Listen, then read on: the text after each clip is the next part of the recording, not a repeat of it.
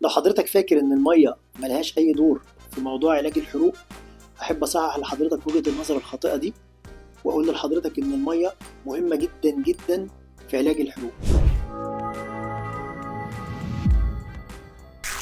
أول حاجة هي مسكن قوي جدًا للألم، لأن المنطقة اللي بيبقى فيها حرق بتبقى مؤلمة جدًا، فسريان المَيّة الجارية أو الفترة زي ما إحنا قلنا في الفيديوهات السابقة لمدة 10 أو 20 دقيقة بيساعد في تسكين منطقة الحرق بنسبة كبيرة.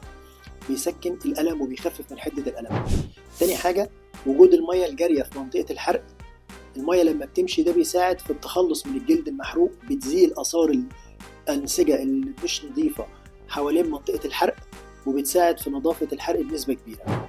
تالت حاجة شرب المَيّة بكميات كبيرة ده بيساعد في الريهايدريشن، لأن المنطقة اللي بيبقى فيها حرق أو الحرق بصفة عامة بيؤدي لفقدان نسبة كبيرة جدا من السوائل في الجسم، وبيبقى فيه ديهايدريشن أو جفاف.